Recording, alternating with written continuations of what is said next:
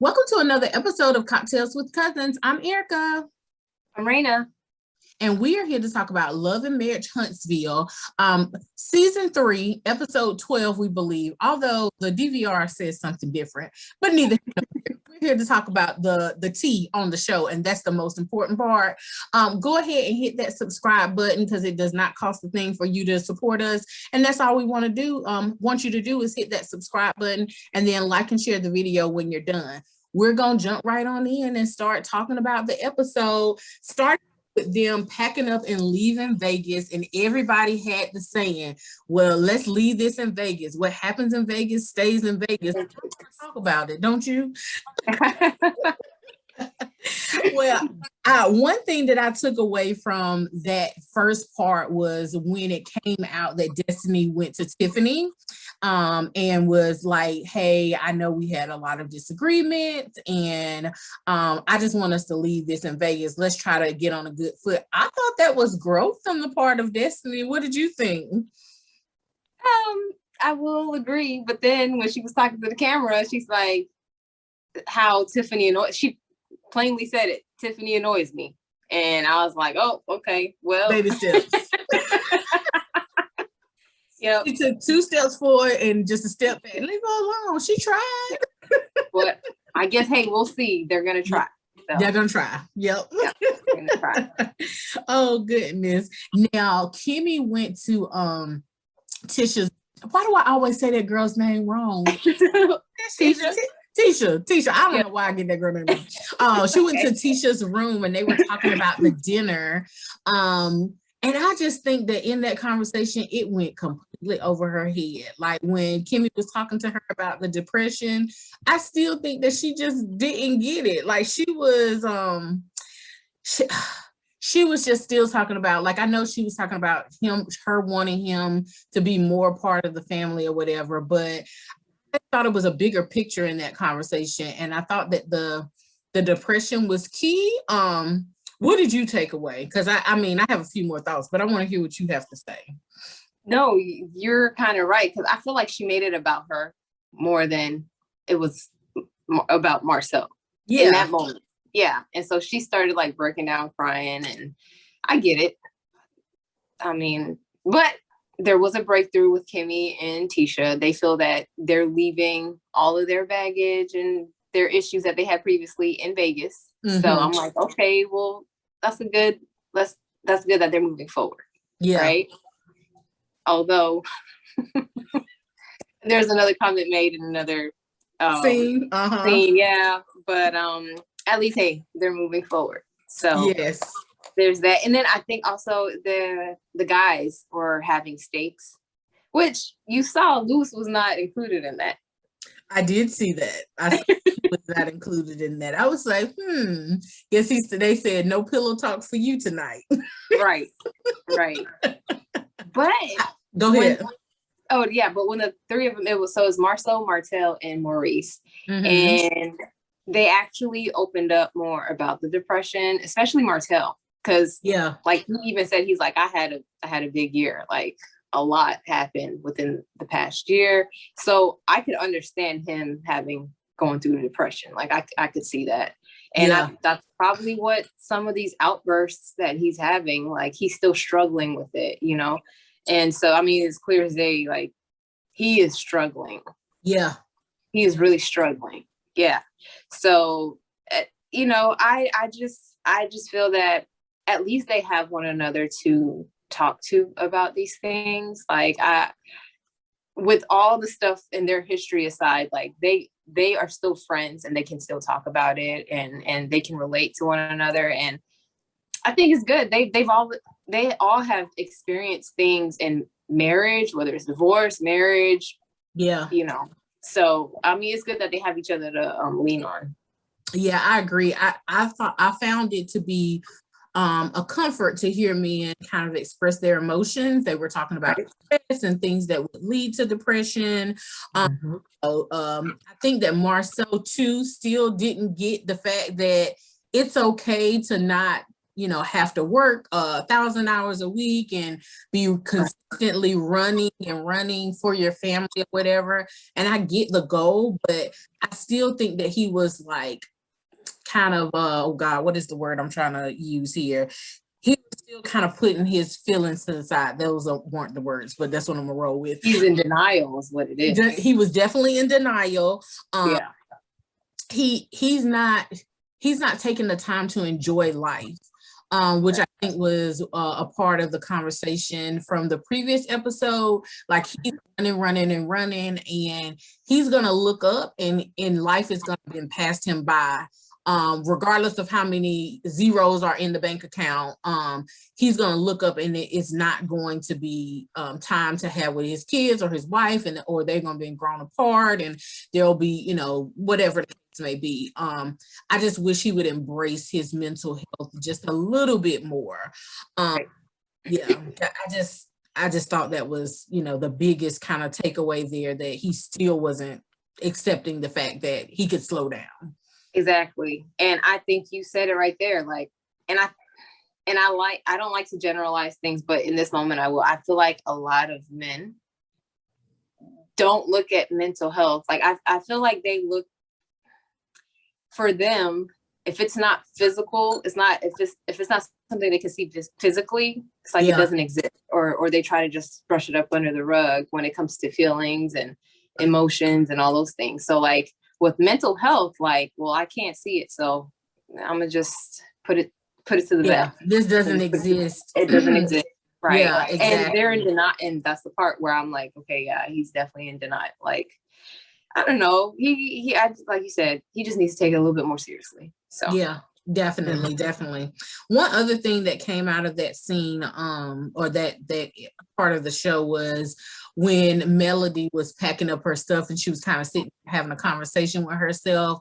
And I want to go on record again saying that I wholeheartedly believe and agree with her when she said that she should not have to put her mental health or her mental capacity on the line for a trip with her friends. Like, I get it, and I love that they try to include both of them, but I don't think that they understand the severity of what is going on, and that everything is too fresh for them to be together.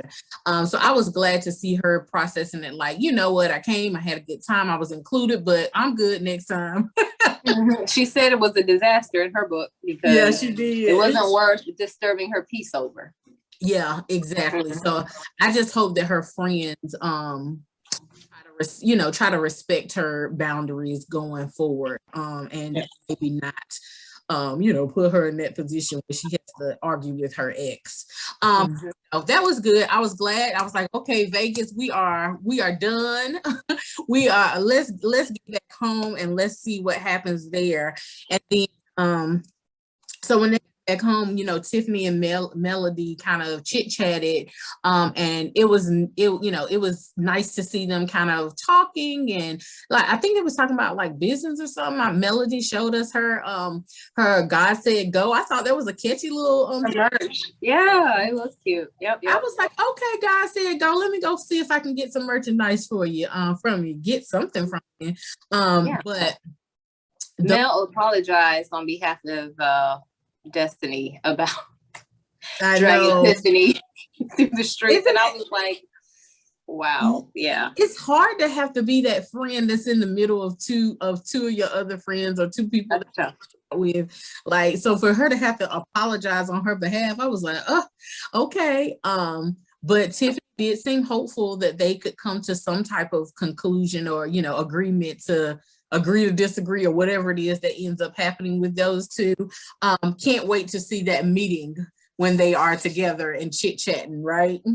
Well, the way Tiffany put it, she was saying it as if like, well, I've been through, I guess she thinks that I guess Tiffany thinks that Destiny has an issue, maybe because of whatever she's going through with her divorce. And so she made it seem as if like, I've been through this before, and like, maybe I can be an example to her. And I heard that. Like, I mean, I get that, but like, why do you feel the need?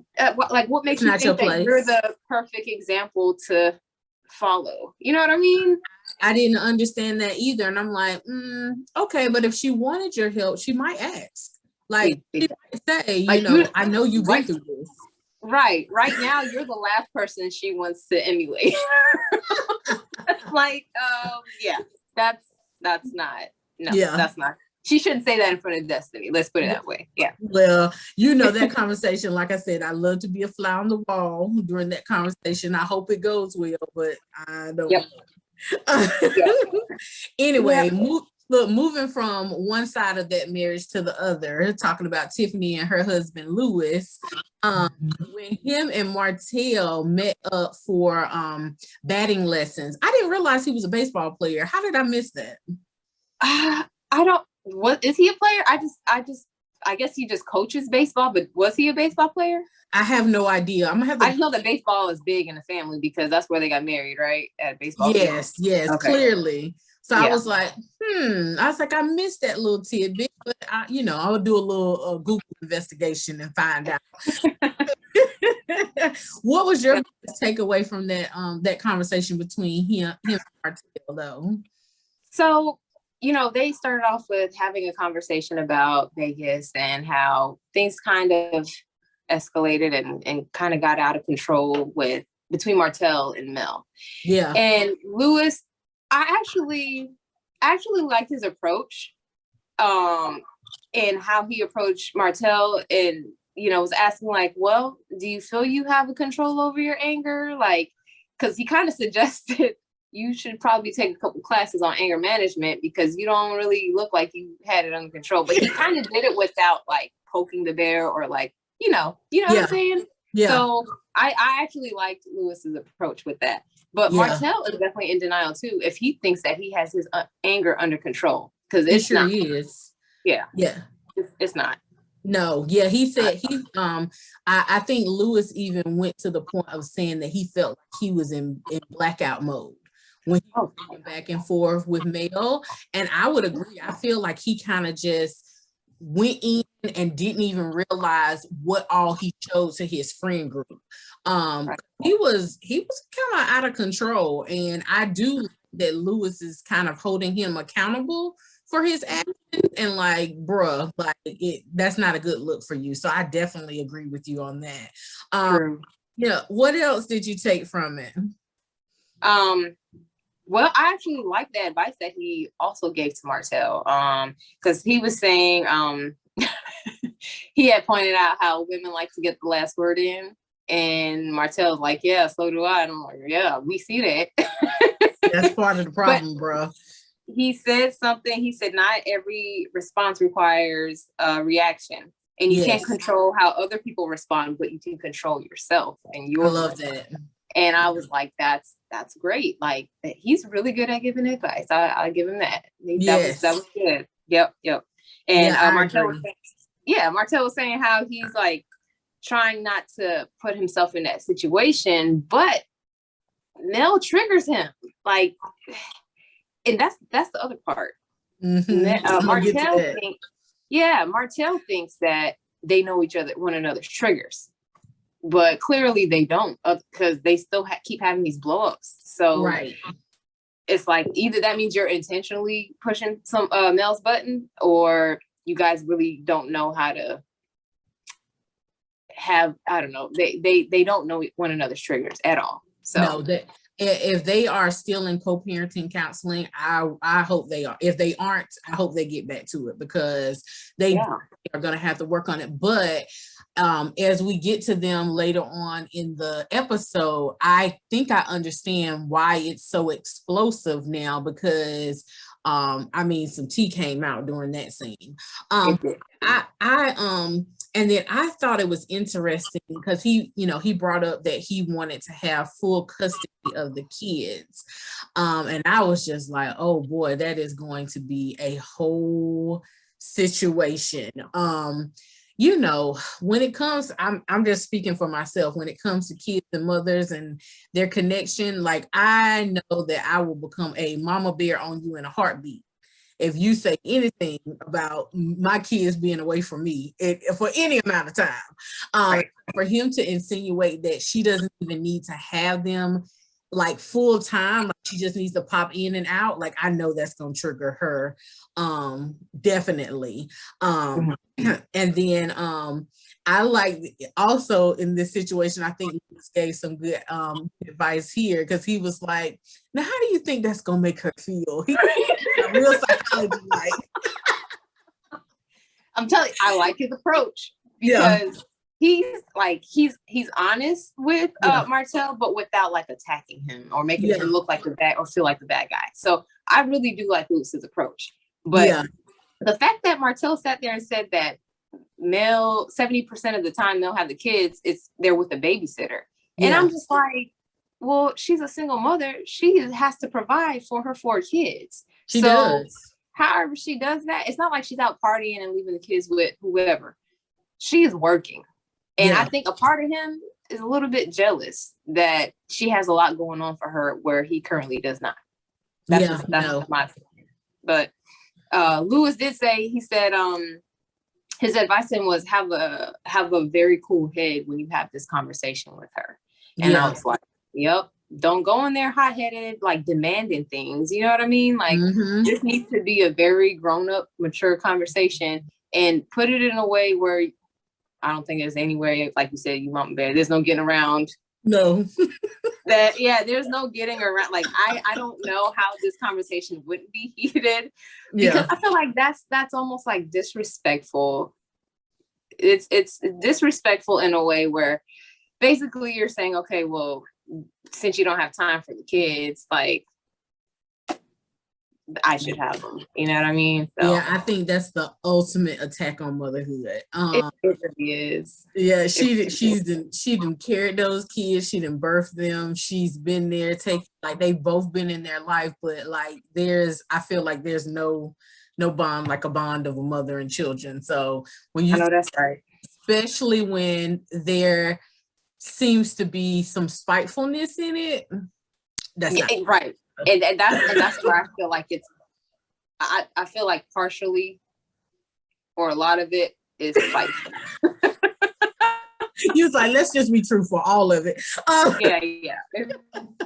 lot of it is very spiteful. Yeah, but look, we can get more into them and their tea when we get to their scene, because that was intense. But let's go double date between Tisha.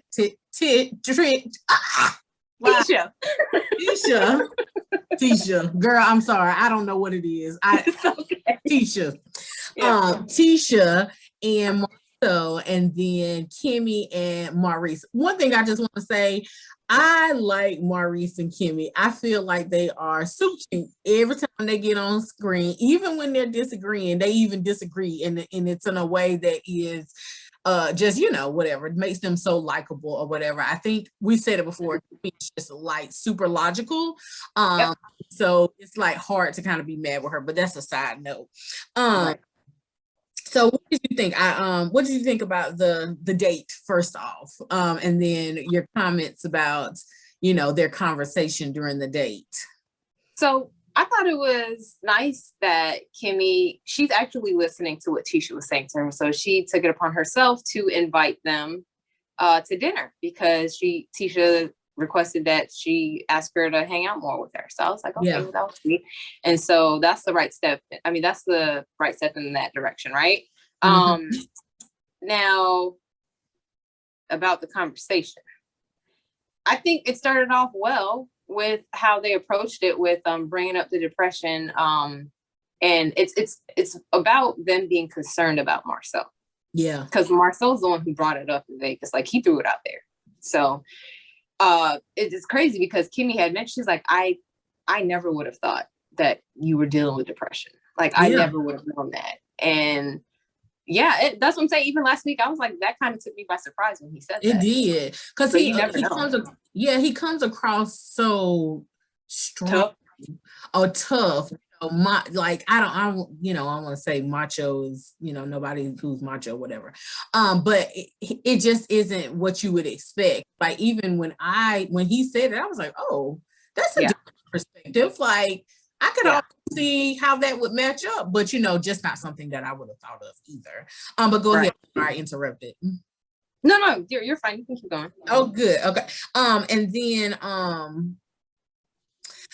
one thing that he was talking about is he was like, even if I am depressed, I'm not gonna address it. I was like, sir, you one took the time, you heard him say research, right? I researched some of the signs, and it seems as if it's depression, but even if it is, I'm not gonna do anything. That goes back to that same comment that we were making earlier about men and their mental health. Like, you see a problem, you realize that you might have this problem, but then you're gonna brush it under the rug. Bottle it in. Yep. I was like, oh my God, I can't believe that you would do that or whatever. And then for the fact that he was feeling that way and didn't share it with his wife, I was like, oh, I feel a way for her. Like, how would you feel if your husband did something like that? Like, would you feel sad, mad? Like, what would you feel? And that's the part. Okay. Well, to answer your question, I would feel some type of way. And that may go back to that conversation that Kimmy and Tisha had in Vegas, right? Where I felt like she kind of made it about herself. Maybe that's why it went that way, because she's looking at it like, well, I knew he was like under a lot of pressure, but this is news to me. Like, he ain't even open up with me about this. So I'm like, now I feel like we got to work on us, because you're feeling a certain type of way. And so maybe now, okay, I'm like, currently right now, I'm understanding, okay, maybe that's where she was going with that. Yeah. But I as much as I wouldn't want to make it about me, I probably would feel some type of way on the inside. Even if I don't let him know, I'd probably be a little bit hurt. Like, I'm not that person that you can talk to about anything. Yeah. But hey, Kimmy hit it on the head though. It might be you. That's why he's not talking to you. And then immediately she was mad with her again. She's like, the shade. And I'm like, but here's the thing. If you know Kimmy, it's not shade. No. It's just a statement. Yeah. And I don't think she was talking directly to Tisha. I think it was just a generalization of, well, if such and such is going through something, he's depressed and he doesn't tell his wife, maybe it's because it has something to do with the wife. Yeah. It just so happens to be Tisha is the wife. Right. So she feels attacked now. Exactly. Yeah. She won't point the finger. She won't say, girl, it's you. Right. That's exactly how she took it. You think that she's still, even so, she still defends him and makes excuses for him. And so I think that's a part of it too, because she's not holding him accountable. Like, if he is something, then I feel like she should hold his feet to the fire. And she doesn't always do that. She often doesn't do that. And I think that's why even in this situation, it's kind of like it's okay for him to kind of feel as if he can brush it up under the rug. But look, I want to applaud the brother in this situation. He said, I got you, bro. I will go to counseling with you to figure this out. I was like, okay, Maurice, like trying to be there for your brother. And then guess what, Marcel? Yeah. No. He turned it down. And I don't understand, because it's like, Marcel talked about it as like, basically he summed it up to his issue kind of stems from childhood, because they grew up poor. Yeah. And so because they grew up poor, now that he's an adult with a family, like, he is trying to provide for his family, and he feels like it's just constant working. And he's trying to stay afloat. But now that he's made it, it's like he's afraid of losing that. So that's why he's constantly working. And it's like this cycle that you just keep, you're on the wheel, like you're that hamster on the wheel. And so like that, and so when he brought up the whole childhood thing, that's when Maurice was like, okay, well, we grew up poor. Yeah. I'm your brother. We grew up poor. I'll go to therapy with you. So maybe we can figure this thing out. Maybe where it stems from like childhood stuff. And he was like, no, I'm not going to do that. Like, just straight up. And I was like, oh, come on. It's like, you're not even trying. No, you're not even trying. That's the part that made me sad, because I mean, I get it. We all have our, our past traumas and dramas that we had to go through, but you can't continue to let those things be your guiding light. Like, they help you to figure out what you need to do, but they can't be a consistent every day, because you're not in those traumas anymore. You can make your life be whatever it is that you want it to be in the moment.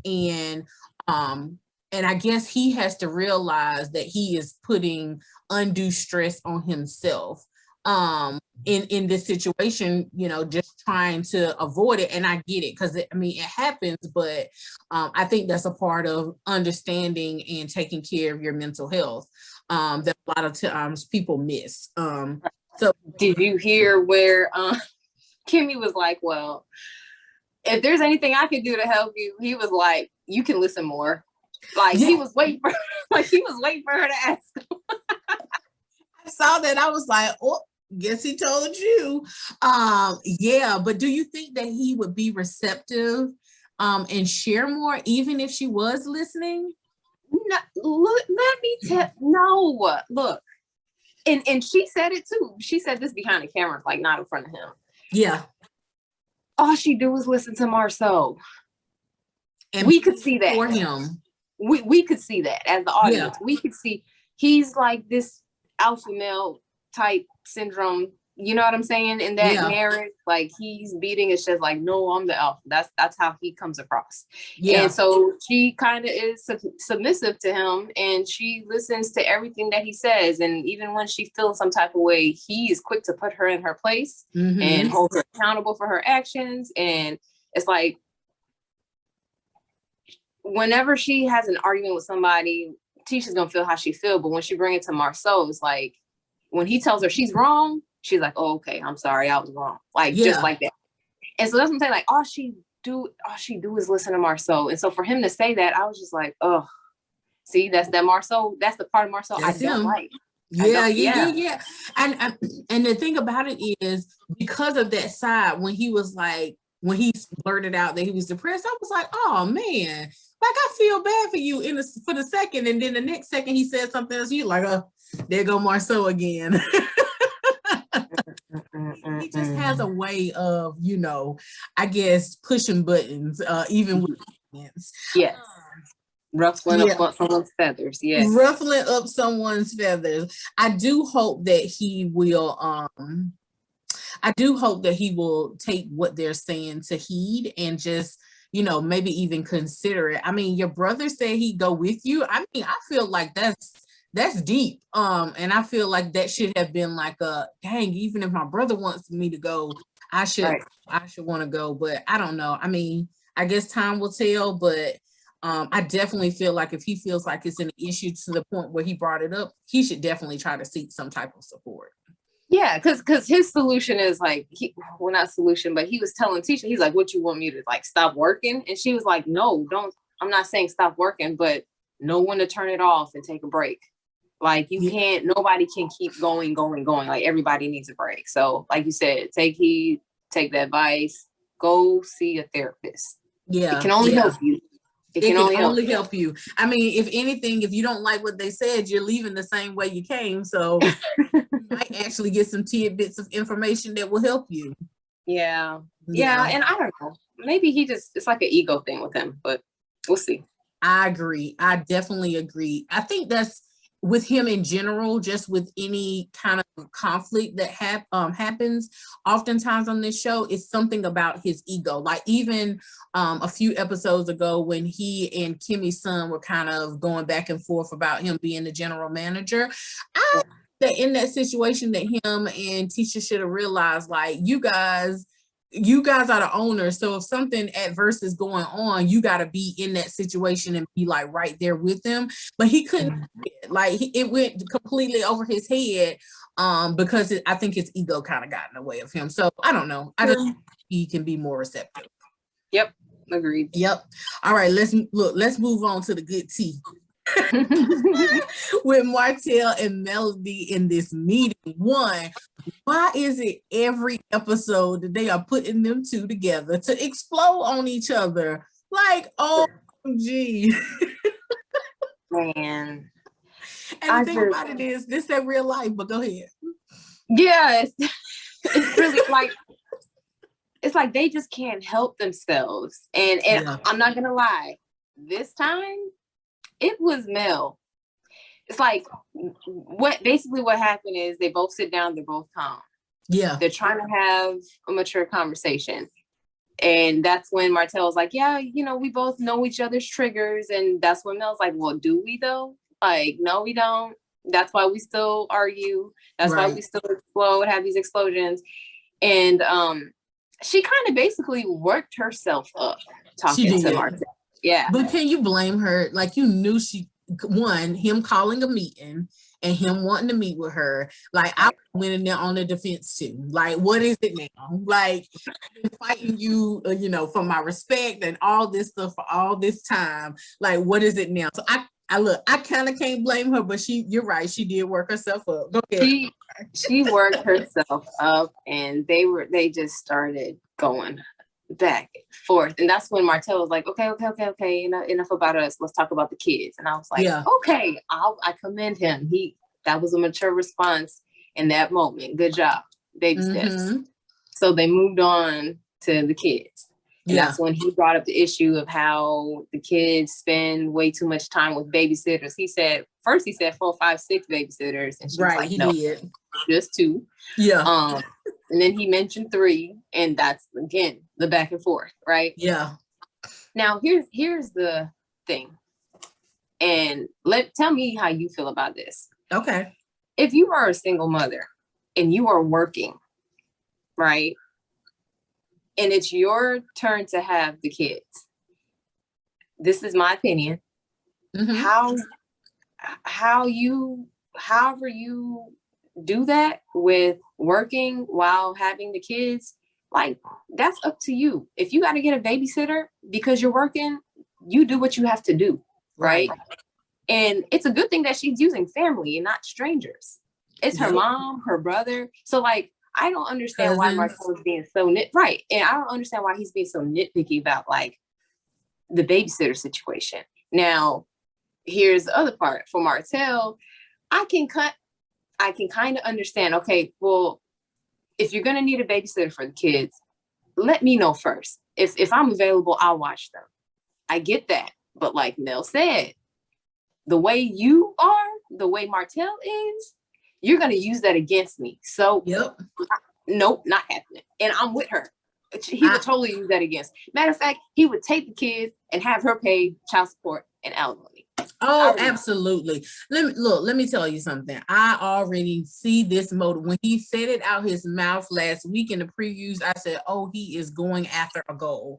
And the first thing I thought, he said, if I get those kids, then she'll have to pay me child support, and she may have to pay me alimony, because I don't know if you saw the signs in the story. I know I saw them definitely in the previews. He's been struggling since they've been apart. Yeah. And so I think that he sees it as a way to get back at her, for one, and 2, have himself be covered. So I'm with you. When he has the kids, it's his business what he does with the kids, and when she has the kids, it's her business for what she does with the kids. Now, there's some things that I think that they probably will need to agree on, and I'm sure that if they're going through court, they're gonna agree on, like her going to Georgia, although her family is there and it's not that far away. Oftentimes that's looked at it upon as a issue, because you're taking them out of the state where the parents live. So that's a whole nother story. But if she, like you said, if she's with the kids and she has to do a speaking engagement for an hour or 2, why can't they be with their uncle? Like, they would have been with their uncle if they were married, and it wouldn't have been a problem. So why is it a problem now? Or why can't they be with their grandma? Like, I don't get that. Even if it's a private babysitter that she hired for a few hours, I wouldn't see why I would give up a whole day with them, because if they're traveling to another state or traveling to an event, then that's time away from them, and she has to travel back to get them, where she could have just had them with her. Someone comes with them, watches the kids for the hour or 2 while she's doing it, and then they can go on about their business, which is what she said they're doing. she said, when they're with their uncle, I do my speaking engagement, then we might go to the pool or, here or there, or whatever. So I don't see it as a problem. I think that he's stretching for straws. Yep. And trying his best to figure out something to be mad at. Yeah. It's that and control. Mm-hmm. He has an issue with control. And think about it. If he got full custody of the children, he would be in control of when she can come and see them. Right. Or he would be the petty person to pull the rug from up under her. Like, well, don't show up today. Or you can't come see, like that. I hate to say, but that's how he is. Like he is petty Betty. Yeah. And he's doing that already. Because even when he's like, oh, call me before you call anybody else, he is trying to hold on to control, and he can't. Like she said, I don't have to call you. Like, I would like to give you that right, but no, I don't have to. And she's absolutely right. One thing, file a petition. Yeah, I love when she said that. She was like, take it to the court. And what they have to say. Now, one thing, you said this about this control, but did you peep at the beginning of the scene where they was talking and he was like, yeah, I was happy to see you there. He's delusional. He thinks he still has a chance there. And I think that boat has sailed far, far, far out to sea. Yep. And he keeps trying. He keeps throwing these little comments, even behind the scenes where the camera's not watching, from the last episode where she kind of threw him under the bus. Like, what were you doing in my room at 1 a.m.? Right. Like he's trying to finagle his way back in there. It's not gonna happen though. No, she's moved on. And even if it happens eventually, it's not happening now. It's too soon. Sir, you embarrassed this lady in y'all marriage. Had a whole baby. She needs time. Like, even if she wants to eventually get back with you, she needs time in this moment because you've done a lot. One thing before I forget, one thing that she said when she first started working herself up, she mentioned basically that they had been going through trouble since year one of their marriage, because she said they almost didn't celebrate their first anniversary because of the way he was treating her. That's deep. He's been disrespecting her since day one. Yeah, exactly. I was like, so they were married for what, 10 years? So basically what she was saying, or at least this is my opinion of what she was saying, is basically she's been putting up with his disrespect, his anger, his control, all of those things that we're seeing, play out now in real time. She's been dealing with that since the beginning, which makes me believe, like, girl, why didn't you run? Hindsight 2020. That's why. Yeah. This is my opinion. He definitely has narcissistic traits. Yeah. He even in the last episode, he was talking about how he made a comment like something about like he's the best thing that ever happened to her, or like at least he wants to think that he was like the best thing that happened to her. And even Marcel said, he was like, that's, most men would hope that you are the best husband and but sometimes that's not the case. And I'm like, yeah, you're definitely right. And so that's the part, like they want you to feel like, narcissistic people, like they want you to feel like you can't live without them. Like they're in control of basically everything. They dictate stuff. They do all this. And I kind of commend Mel for getting out of it. She gave it chance time after time, but she finally put her foot down and like, enough is enough. Right. And she took control of the situation. And I'm really happy that like, even with the businesses, they were in her name. Yeah. Excuse me. It used to be called Holt and Holt. Right. Now it's Melody Holt Incorporated. And I was like, I'm happy that she is holding all the cards. So she definitely fared well. One other thing, because you were talking about his, our belief that he kind of has that narcissistic behavior. A part of that is his consistent accusation of her cheating. So he always wants to consistently be like, oh, well, you were doing, I wasn't doing anything that you weren't doing.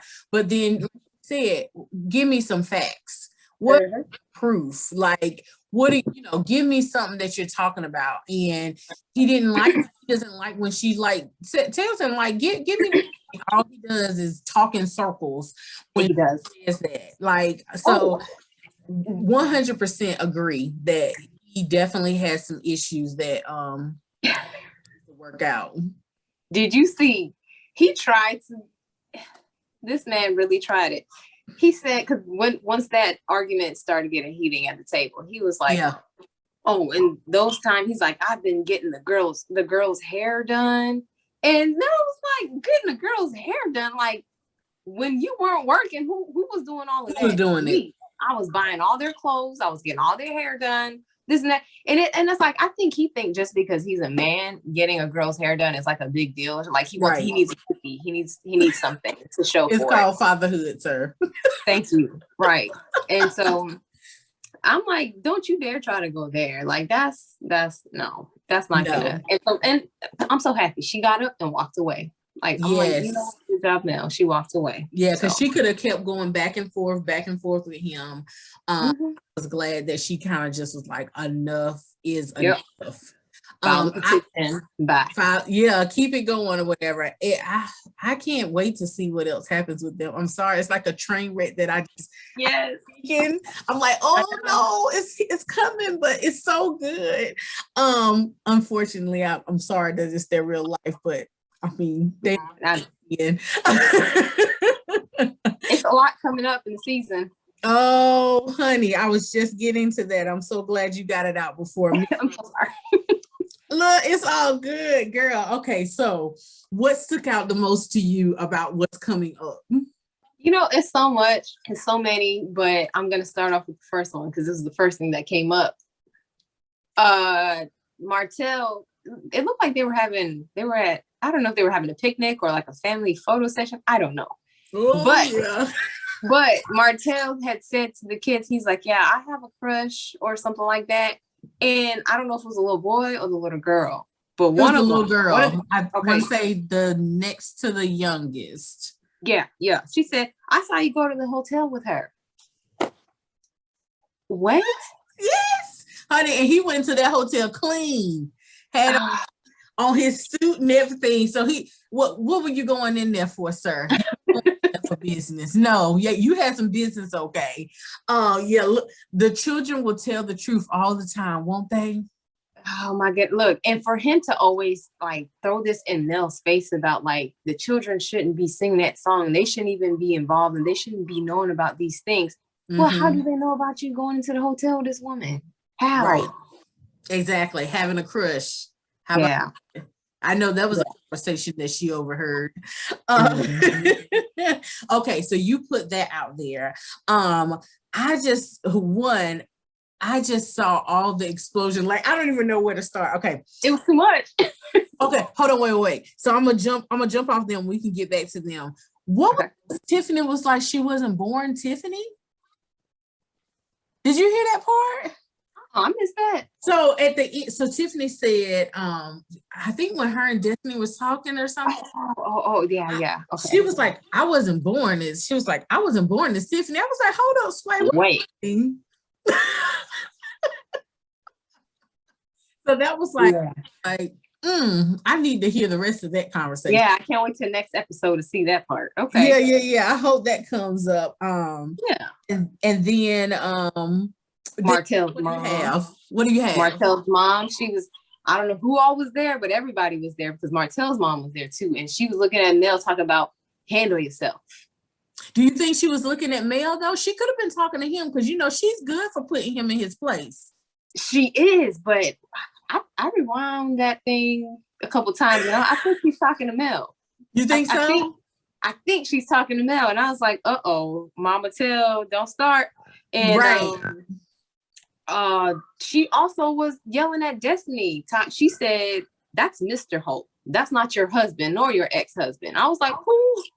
So that's why I think that was at Mel. And I think she was defending Martell. Possibly. And Destiny got in the middle of it, and that's when she kind of told her off. I look, I could see it was just so much going on, honey girl. I was like, ooh, like I couldn't turn away. Oh, okay. There's more. There's more. Go ahead. Give me another one. What's up with the mamas this season? Mel's mom and Miss Wanda were getting into it. They were. Mel's mom said to Wanda, "I don't do ghetto." I missed that part. She said that to Wanda. She really did. And I was like, oh. And then it moved on to something else. And I was like, okay, this is too much. I had to keep pausing. I was like, did she really just say that? I know, I rewinded so many times. But look, I can't blame Mel's mom, because Miss Wanda seems to find herself in every situation. She does. And I don't know why. You know what I yelled at the screen? When she first said that, when Mama Mel said that to Wanda, I was like, oh. And then I looked at, I was like, why is Wanda here? That's what I yelled at. She's in every scene. But I wonder what they were doing for all of them to be together anyway. Because it was all the mamas out there, all the group. Like, I wonder what was going on that made them all there. Must be some kind of event. I don't know what it was. Yeah, something like that. Okay. We cannot go on without talking about this possible proposal. Okay, sure. Because we missed one. We missed one. Like, hold on, wait, what? Yeah. So I was like, Everybody, it was like an all-white event. I know. And we were sitting there watching it. I was like, okay, is this like a album release party? That's what I was thinking. Something like to do with her music. Yeah, and I'm not gonna lie. Part of me was like, okay, is this like a music video where he got down on one knee, but they blurred his face out, and then Martell grabbed her arm, Mel's arm, and she was like, "Oh, I'm not your wife anymore. Or, I'm not yours anymore." There he goes trying to insert his control. That part exactly. Mm-hmm. So, yeah, look, honey, that was fiery. It's a lot. It was not Marcel. Marceau was blowing up on somebody too, because he's at the tennis court. Huh? At the tennis court. Yep. Yeah. I wonder who was on the other end of that receiving the ball over there, because he said that you can only control yourself, or something to that effect. I don't. Yep. I wrote it down correctly. I have a feeling he's talking to Tisha. Probably so, unfortunately. I hope that he's giving some good manly advice to somebody, but he is probably talking to his wife, unfortunately. Right. And the reason why I feel that he's saying that to her, because there was another scene that we missed. It was, so remember I had said Mel's mom and Miss Wanda was getting into it. Mm-hmm. Well, Tisha was like, I guess trying to stop it. So she was like, don't disrespect. And before she could finish her words, she was kind of like putting her hand on Mama Mel. And Mama Mel was like, get your hands off me. You don't touch me. I was like, oh, they about to fight. But you know what? I find it always interesting. I don't care how wrong her mama is. Mm-hmm. She be behind her mama 100%. And I mean, I get it, but dang, I'd be like, Mama, I need you to stay your butt out of this situation. Like, how you gonna jump into every situation and cause something, then I gotta fool in front of my friends. Right. But I think that little altercation right there is what Marceau is going to be talking about on the tennis court, because in his eyes, you're making the family look bad, like you and your mom. Yeah, no, I would agree. Oh, and you know what? That was a point that I missed back when we were talking about Kimmy and Tisha's conversation in Vegas, when they were talking about, when Kimmy said, well, that's kind of like par of course when you're dealing with the Scott boys and they're dealing with mental health and all that or whatever. I think we got to stop making excuses for people and just call a spade what a spade is, and make sure that we are holding them accountable, even if they're doing something that, you know, whatever the family does. Just because the family always did it doesn't make it right. Anyway, of course, but I just wanted to throw that out there. No, you good, because I was also, when she said that, I was like, not just the Scott boy, that's in marriage, period. Yeah. Like, I feel like that's something you just have to, that's something you deal with in a marriage. Yeah. Everybody deals with that. But like you said, hold them accountable. Exactly. Yep. Exactly. Okay. Now, one other thing about Martez and Mel, when we were sitting around in the group and he was like, well, I divorced her. Yeah. Sir. Yeah. Pushing them buttons, him trying to trigger her. Don't even go there. Yeah. Don't even go there. And like, that's just waiting. That's just waiting for one of those explosions and explosive arguments to happen. That's exactly trigger words. Exactly. And that triggered me, and I'm not even. I'm not even male, and I'm triggered. Right. Exactly. Not feel it all. Yeah. But there you go again. Oh, and there was 911 involved at the all white event. I mean, I forgot to mention. Look, there was an ambulance. I don't know what happened. Yeah, I know. So much more to come. But anyway, all right. Well, did we miss anything? I think we got all the drama. The construction site where so was like, I don't want any Hope drama out here on my construction site. Oh yeah. About that. See, they keep 47 acres. Yeah. Yep. Yeah. Exactly. All right. Well, I think we have gone through this episode with a fine-tooth comb. Wait for the drama to unfold in these next episodes. I hope you guys come back to watch us and go through this season of Love and Marriage Huntsville. It looks like there's a lot more to kind of dish out and go through.